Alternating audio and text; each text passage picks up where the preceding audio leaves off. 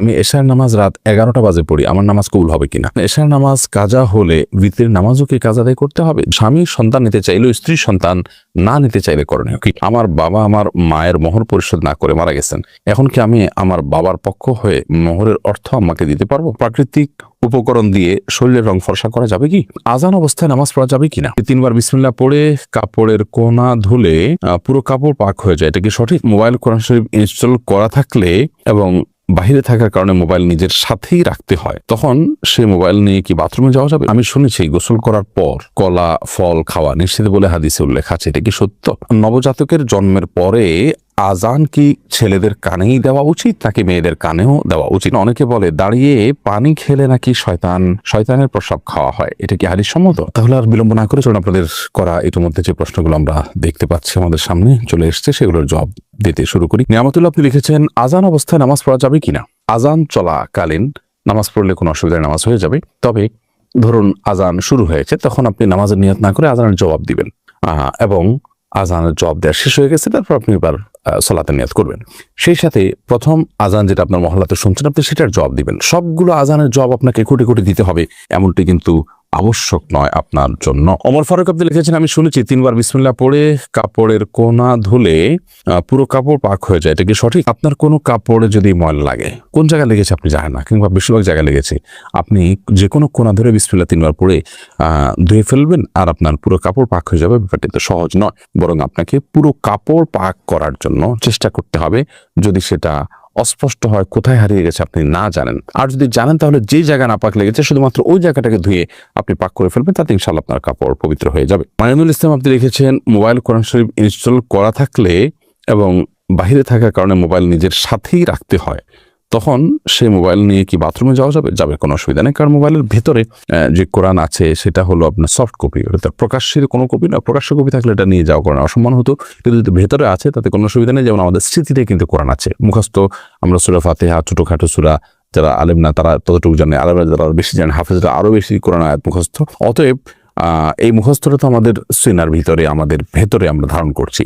তো সেই অবস্থা আমাদের শরীর নিয়ে আমরা টয়লেটে যাই না। একইভাবে মোবাইলে যদি কোরআন কারীমের তেলাওয়াত ইত্যাদি এগুলো আপলোড করা থাকে, তাহলে সেক্ষেত্রে সে মোবাইল নিয়ে আপনার ওয়াশরুমে যাওয়াতে কোনো অসুবিধা নেই।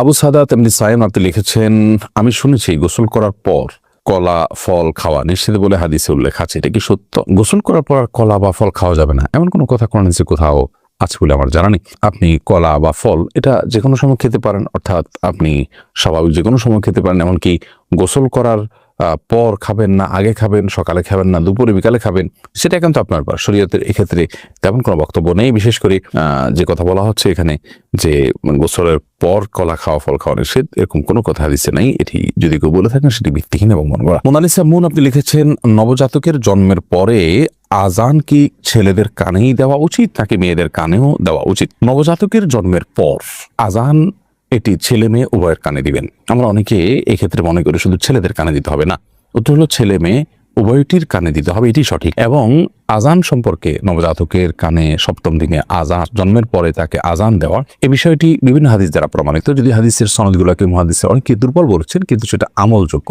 এবং যার কারণে নবজাতকের শিশু তার কানে আজান দিতে হবে জন্মের পর, সেটি ছেলে হোক কিংবা মেয়ে হোক। যদি এটা ওয়াজিব নয়, কিন্তু দিলে সেটা ভালো, মুস্তাহাব। ইয়াসমিন খাতুন আপনি লিখেছেন, অনেকে বলে দাঁড়িয়ে পানি খেলে নাকি শয়তানের প্রস্রাব খাওয়া হয়, এটা কি হাদিস সম্মত? না ভাই, এটা হাদিস সম্মত কোনো কথা নয়। আমরা অনেক মন গড়া কথাবার্তা বানিয়ে নিয়েছি, যেগুলো হয়তো মানুষকে সংশোধন করার উদ্দেশ্যে কেউ বানিয়েছেন। যেমন দাঁড়িয়ে পানি করলে সেটা শয়তানের পেশাব খাওয়া হয়, নাউজুবিল্লাহ। তারপরে কেউ যদি শুয়ে বই পড়ে তাহলে সেক্ষেত্রে ক্ষতি হয় মুখটা। তারপরে বই পড়ে যদি কেউ পৃষ্ঠা খুলে রেখে যায় তাহলে শয়তান পড়ে ফেলে। এগুলো সব লোকমুখে প্রচলিত এবং বানোয়ার কথা, যেগুলোর কোনো ভিত্তিকরণ হাদিসে কোথাও নেই। এগুলো যারা বানিয়েছেন হয়তো বা তারা এই জন্য বানিয়েছেন যে ধরুন দাঁড়িয়ে পেশাব পানি খাওয়া তো আসলে স্বাস্থ্যের জন্য ভালো না, গলা আটকে যেতে পারে, আর শরীরের দৃষ্টিকোণ থেকে এটা ভালো জিনিস না। তো এই খারাপ কাজটা যাতে কেউ না করে সেজন্য একটু শক্ত করে একটা বানোয়াট কথা দিয়ে তাকে ভয় দেখাই দিলেন। তো এই ধরনের বিষয়গুলো সদুদ্দেশ্য করা হলেও অনুচিত এবং নাজায়েজ। কারণ মান কাযিবা আলাইয়া মুতাআম্মিদান ফালিয়াতাবাওয়া মাকআদাহু মিনান নার। নবী সাল্লাল্লাহু আলাইহি ওয়াসাল্লাম বলেছেন, আমার নামে যে মিথ্যা কথা বলবে, মিথ্যা কথা রটাবে, সেজন্য তার ঠিকানাকে জাহান্নামে জেনে রাখে। বিধায় এই ধরনের আপনার এই ধরনের কথা বলা এটা নাজায়েজ এবং গুনাহের কথা।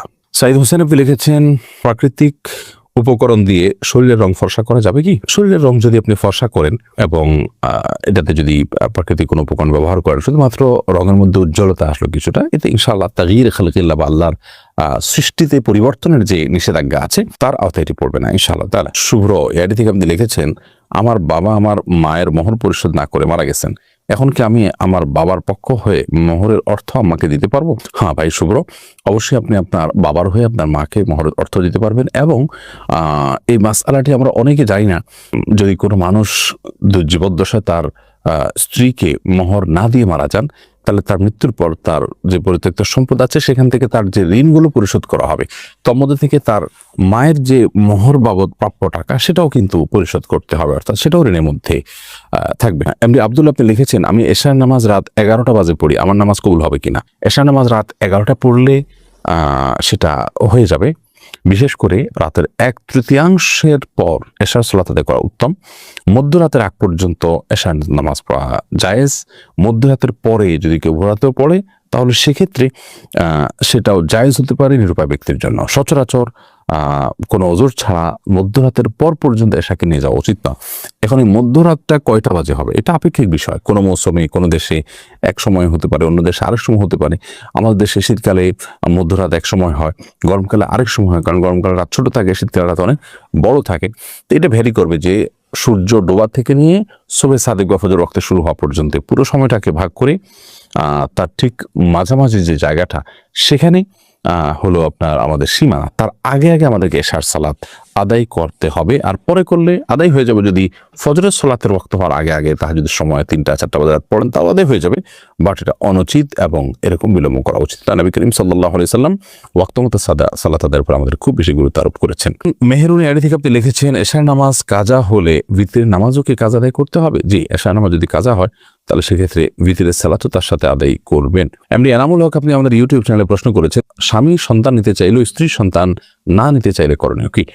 স্বামী সন্তান নিতে চাচ্ছেন কিন্তু স্ত্রী নিতে যদি চাচ্ছেন না, এরকম যদি হয় তাহলে সেক্ষেত্রে অবশ্যই স্ত্রীর উচিত হলো স্বামীর সাথে একত্রতা পোষণ করা, এবং স্ত্রীর যদি যৌক্তিক কোনো কারণ না থাকে তাহলে সেক্ষেত্রে স্বামীর সেই চাওয়াকে পূরণ করা শরীর দৃষ্টিকোণ থেকে তার জন্য আবশ্যক। এবং বিবাহের একটা অন্যতম উদ্দেশ্যই হলো সন্তান আপনার জন্মদান করা, এবং সেই উদ্দেশ্যকে সামনে রেখে আপনার পদক্ষেপ গ্রহণ করার অধিকার স্বামীকে ইসলাম দিয়েছে।